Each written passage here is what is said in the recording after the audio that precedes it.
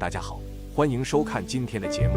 上个世纪的年代，走在老街上，总会看到很多算命先生的身影。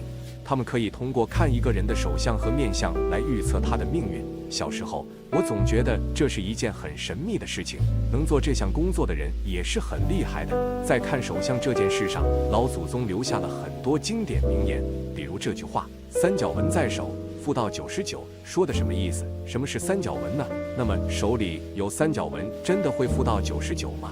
首先，三角纹究竟指的是什么呢？三角纹就是手掌中能够形成三角形的纹路，而且能够称之为三角纹的纹路必须清晰可辨。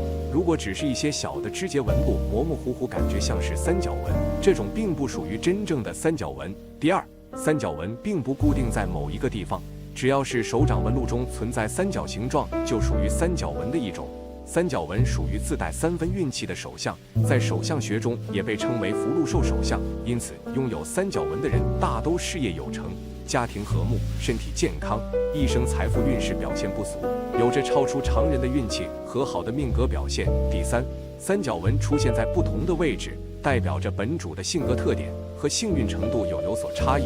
一是，如果三角纹出现在食指下方，那么代表着这个人本身就很有才干和能力，做事严谨细致，而且自身性格坚毅，做事有始有终，不会因为困难而畏首畏尾，在困境面前表现得更为坚强有主见，不会在困难中颓废迷失自己，会越挫越勇，因此往往可以绝地逢生，在困境中磨练自己的性格和品质，最终成就一番大的事业，有着光明的前途和未来。这种人比较适合做领导岗位，有着很强的领导能力，往往人到中年之后就会走上人生巅峰，名利双收。如果三角纹出现在中指下方，那么代表着这个人的事业运势虽然稍有波动，但是经历过一段时间的打磨之后，可以收获更多。拥有这种手纹的人，想要在事业上有所发展，需要借助贵人的力量。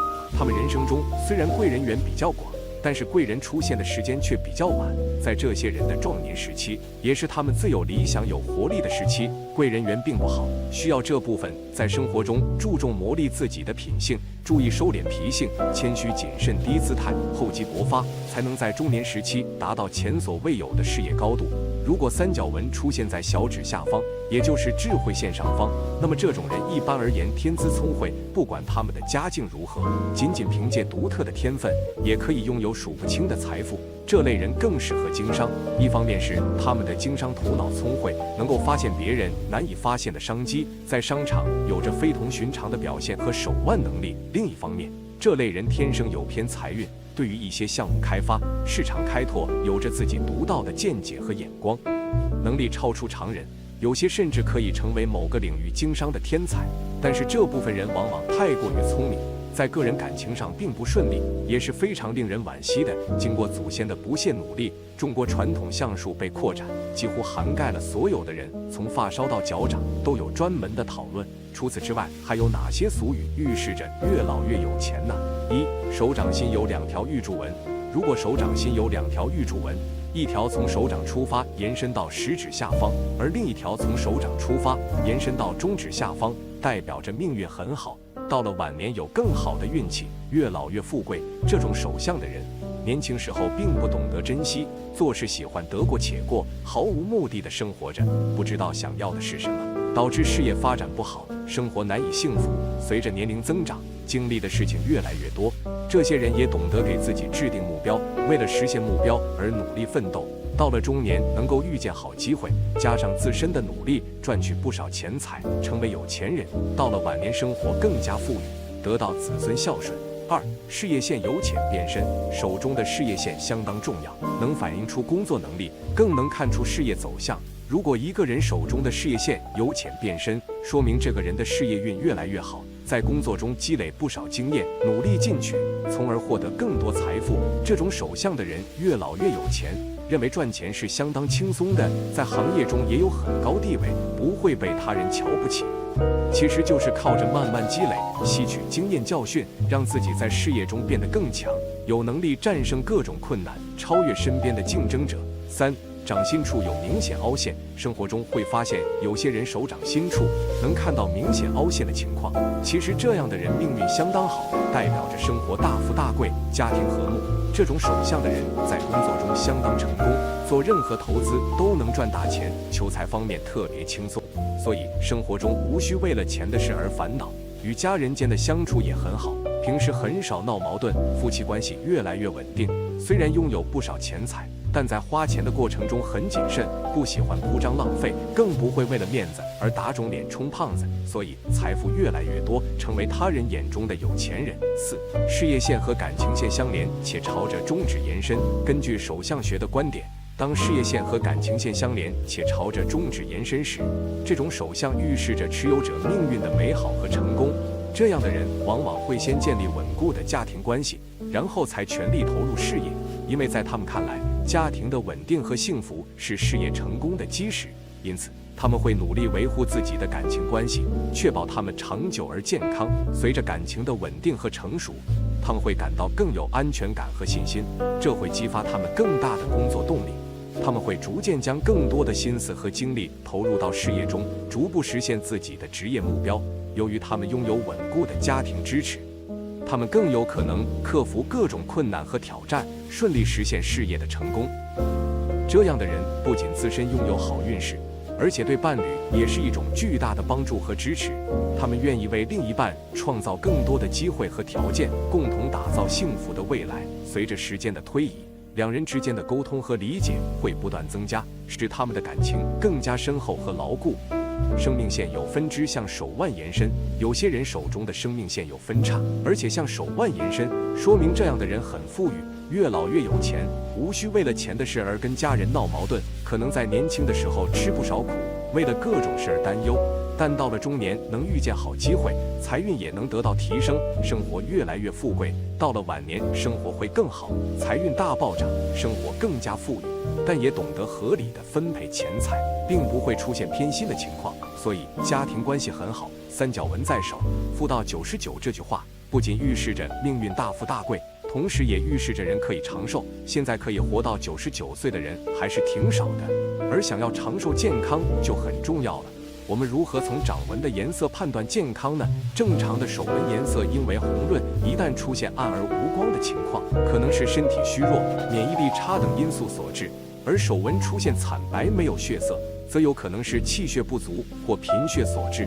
过分红润光泽的手纹也不是好现象，可能是气血过旺、上火、三高等引起的。1. 从掌纹走向上判断，如果掌心上有十字纹，且十字纹大体平均划分掌面为4个象限，则表示心脏正常；如果十字纹下移，象限不均分，则可能存在心脏缺陷。如果感情线呈波形或扭曲链形，下方有短纵线，感情线和生命线之间有几道斜线，则需注意心脏健康。如果生命线末端呈三角洲形状，则也需要留意心脏状况。如果掌面有灰尘暗斑散布，则可能是吸烟或煤烟吸收过度导致的心脏病。如果发生心包炎，则左侧手指常常有痛感。如果感情线上的中央区、中指和无名指之间出现皮下出血于黑处，常有痛感，则也需要关注心脏健康状况。2.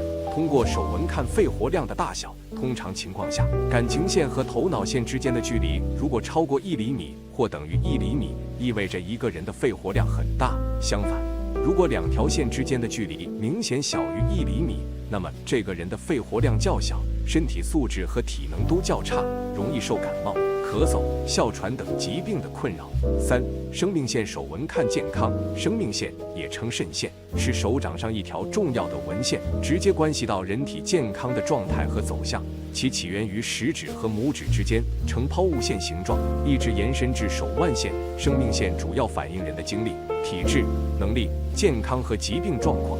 如果生命线出现断续变色，则可能表明呼吸器官存在障碍。生命线与肺部、胸部等呼吸器官有着密切的关系。如果生命线出现断续变色，这可能意味着呼吸循环不畅，这些器官可能会遭受障碍。先辈们把这些珍贵的精神遗产留给了我们，这是非常有价值的，所以我们必须要把它运用到现实中去。当然，我们也要达到取其精华，去其糟粕，使之成为自己文化的一部分，而不受它的约束。同时也要学会用相术来辨别别人，不能只看一面，要看得更透彻。俗话说，人不能以貌取人，相术是一种工具，在不同的人手中可以起到不同的作用，也要运用得当，以免误入歧途。今天的节目，如果一个人命中带财的话，是可以从很多方面看出来的。比如说在面相上，可能就有特殊的地方。如果是专业的算命大师，肯定一眼就能看出。再比如说，他们可能还拥有富贵手相，哪怕颓废懒散，也照样能够成为有钱人。下面就跟大佬来具体了解一下女人大富大贵的手相。一、指甲圆又红。如果一个人的指甲长得近似圆形，且色泽红润的话，这种人大多身体素质比较好，整个人气血充足，精力非常旺盛，无论干什么都会很有活力和干劲。这类女人大多个性非常严谨，做事认真负责，而且善于打理钱财，善于经营，又不会胡乱花钱，工作能力和赚钱能力都非常出色，一生财运亨通。如果娶到这种女人的话，全家人都能受益，大吉大利。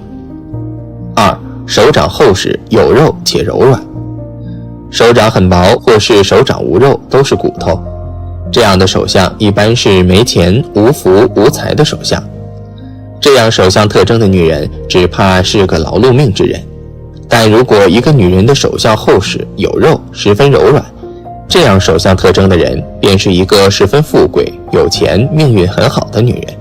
她们的收入很高，财运很好，从来不缺钱花，家境很好，通常来说是出生富贵人家的千金小姐。另外，这样手相的女人在事业上的能力很强，也会成为一个事业有成、婚姻幸福的女人。三、左右双断掌。一般来说，女人掌有断掌是不太好的，因为大多断掌的人都是单手断掌纹。若是女人的双掌皆是断掌纹的话，这类女人大多个性极强，对人对己都有种狠劲。民间常说这种女人克夫，但实际上并非如此。这类女人性格坚毅，做事坚持，创造财富的能力非常强，不仅不会克夫，还能够帮助丈夫走向成功，可以兴旺丈夫的事业财运，家中自然也是财源滚滚，能够招财进宝，为家中积累下不菲的财富，富得流油。四、食指短。天生食指比较短的人，无论做什么事都很认真，尤其是对待工作，简直是一丝不苟。他们为人很实在，没有心机，深受大家信任。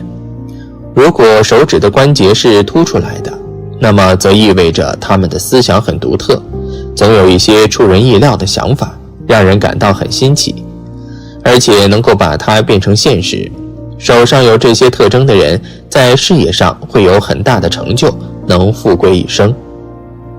五、手中的线形成元宝形状。手中有好多的线，一般有3线主线和其他的一些辅助线。这些线如果构成古代的金元宝形状，即像上面宽下面窄的梯形，元宝形状越大，财产就会越多。有的人手中出现大元宝里面有小元宝形状，这样的女人也会很富有。总之，这些元宝状的线代表着生活富贵。六、手上有财库纹。说到手中的财库纹，自然是会与财运有很大关系的。手中的线互相交错中，构成大的四方形或者为三角形的人，甚至手中形成多个四方形或者三角形，这些形状为财库，代表着财富。不管男女，他们在钱财的运气上会比较幸运，容易大富大贵。除此之外，女人手上感情线上方有一条平行的纹，叫做理财纹。女人手上有理财纹，具有理财观念与能力，通常会是大公司里面的会计或者出纳，很会理财，无论是给自己还是别人。七、天纹清晰细绣。天纹是手掌中最上方的纹路，也就是西洋相学中的感情线。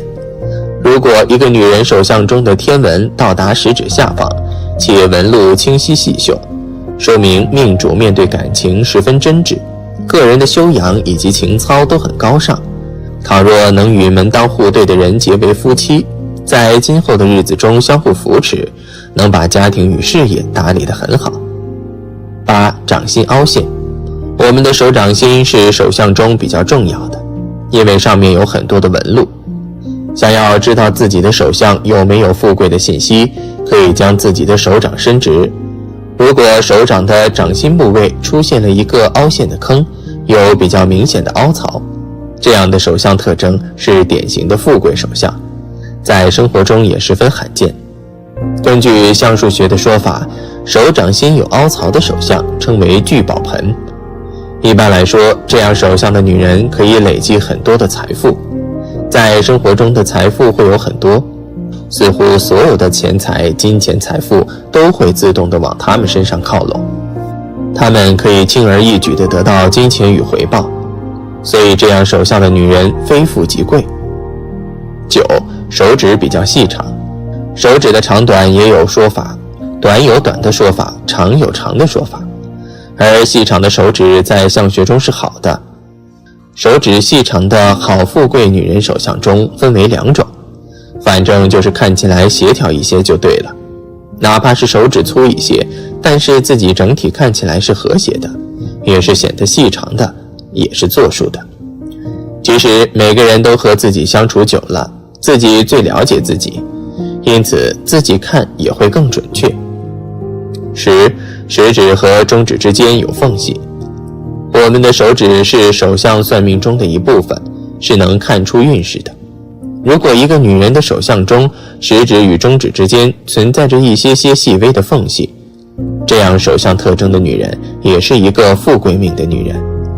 虽然她们有些放纵不羁，有些喜好自由，有些反感被约束的生活，但她们的大脑非常灵活，心思细腻，思维缜密，是一个做事勤快、有头脑且非常努力的人。所以这样手相特征的女人必定可以成为一个富贵之人。11. 食指上有3约纹。一般情况下，在食指的关节处有一处横纹，叫做指节纹。如果有3条横纹的话，叫做3约纹。有这种纹路的人往往财运很好，一辈子不缺钱花，而且往往都是得自于异性的帮助而发财。例如，男人可能娶到很有钱的老婆，女人会嫁一个有钱的老公等。12. 手上有2条玉柱纹。手上有2条玉柱纹，一条延伸到食指下面，一条延伸到中指下面，说明这类女性年轻的时候可能经济状况不太好，但是到了晚年绝对特别有钱。她们可以享子女的福气，而且有机会得到天降之财。面对忽然到来的钱财，要保持淡定的心态，不可欣喜若狂，否则可能会影响到自身的健康运势。13. 事业线和生命线相交。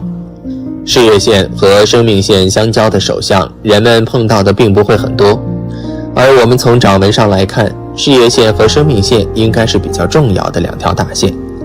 如果这2条大线是呈现一个相交的状态，那么这样的人一辈子都非常顺利，事业上做得顺风顺水，还能够得到财神的照顾，从而坐拥无数财富，让自己走上人生富贵的巅峰。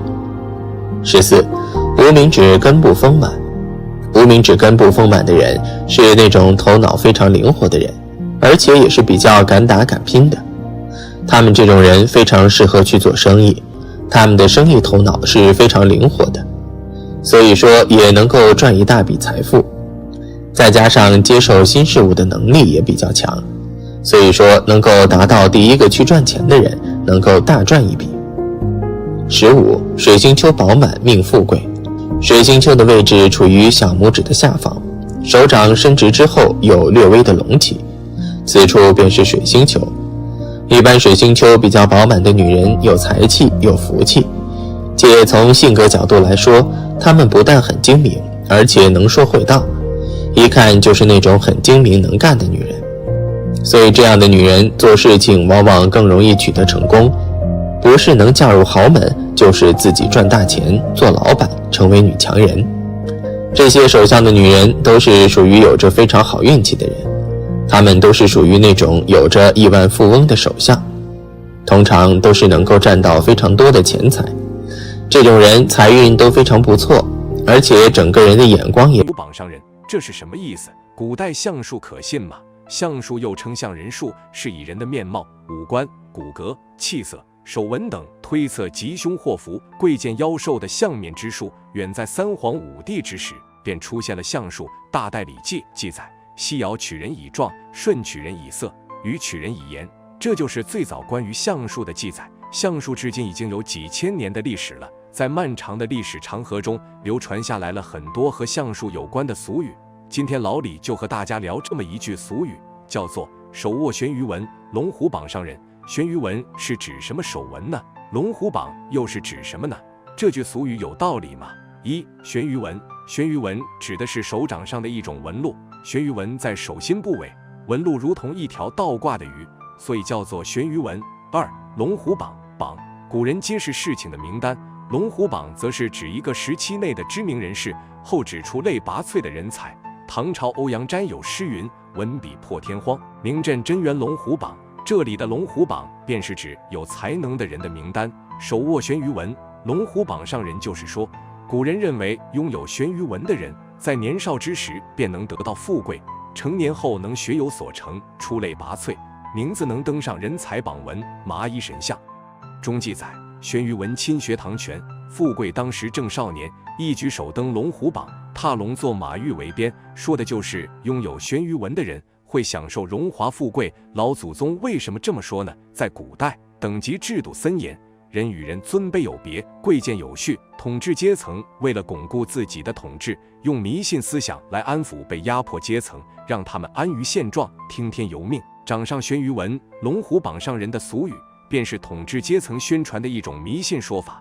古人文化水平有限，很容易受到这些迷信思想蛊惑，从而安于现状，甘心受统治阶级压迫。还有一种说法就是，古人通过对少数拥有悬鱼纹的人进行观察，从而得出了不准确的信息，而这些虚假信息在当时的时代背景下得到了极大的认同和传播。像这种带有迷信思想的俗语不在少数，比如一斗穷，二斗富，三斗帮帮卖豆腐，一悬横，二悬拧，三悬打架不要命等等。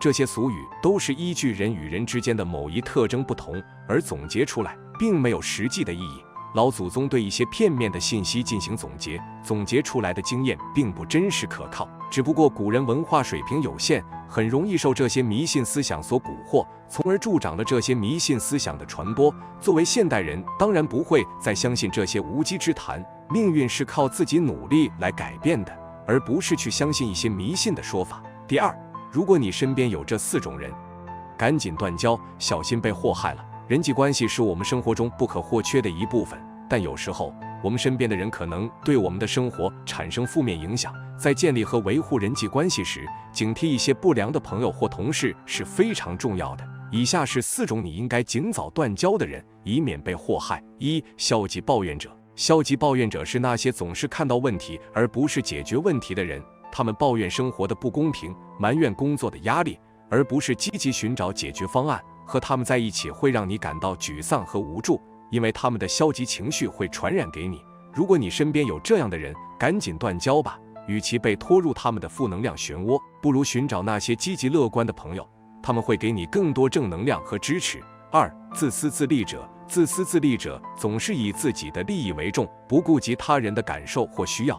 他们可能会利用你，只在需要帮助时才会找到你，而当你需要帮助时，他们却不见踪影。与自私自利者保持距离是明智之举，不要让这些人占用你宝贵的时间和精力，寻找那些真正愿意与你分享和支持的人，建立更加健康的人际关系。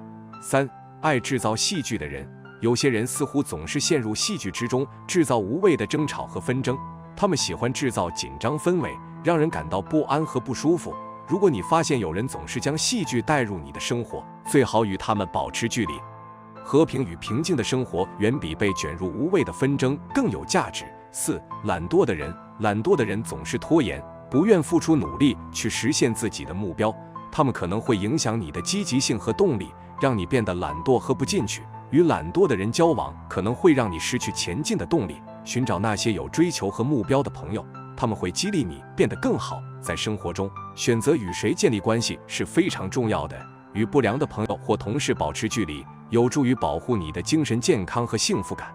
与那些积极、支持和有共同价值观的人建立关系，将有助于你实现自己的目标和梦想。因此，如果你身边有消极抱怨者、自私自利者、爱制造戏剧的人或懒惰的人，不要犹豫，赶紧断交，让自己远离负面影响，迈向更加积极的生活。第三，俗语晚不梳头，早不说梦，说的是什么意思？大家知道吗？俗语晚不梳头，早不说梦，这个古老的俗语虽然简短，但蕴含着深刻的哲理。或许你曾经听过，甚至用过这个俗语，但你是否真正理解其中的含义呢？在我们深入探讨这句俗语的内涵之前，让我们先来看看它的字面意思。一、晚不梳头，早不说梦，字面意思如何？字面上看，这句俗语分为2个部分。晚不梳头意味着在晚上不梳理头发，早不说梦意味着早上不会说梦话。这2个部分似乎没有直接的联系，但为什么它们会被组合成一个俗语，而且被广泛传颂呢？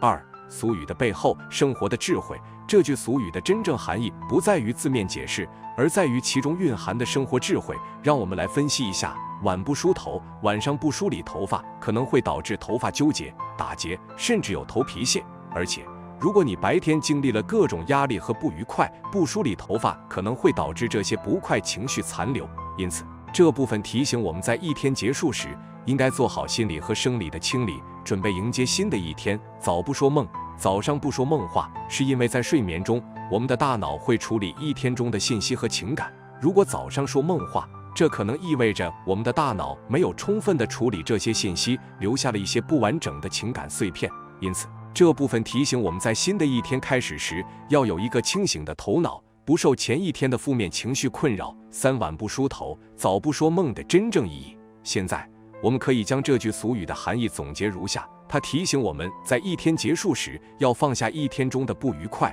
不要让负面情绪滞留。同时，在新的一天开始时，要保持清醒，不受前一天的情感困扰。这是一种关于情感管理和精神健康的智慧的运用。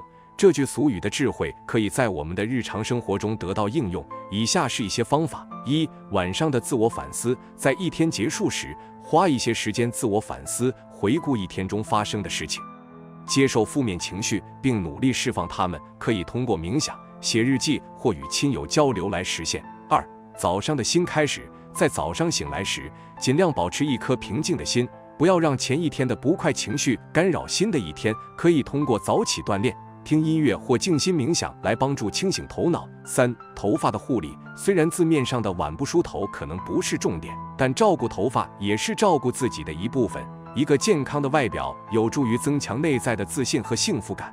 这句看似简单的俗语，实际上蕴含着深刻的人生智慧。它提醒我们要学会释放过去的不愉快，保持一颗清醒的头脑，以更积极、更健康的方式面对新的一天。无论你是否之前理解过这句俗语，现在你已经知道它的真正含义了。希望它能成为你生活中的一份指引，帮助你更好地管理情感和精神健康。好了，今天的分享到这里就结束了，希望大家能够喜欢，我们下期再见。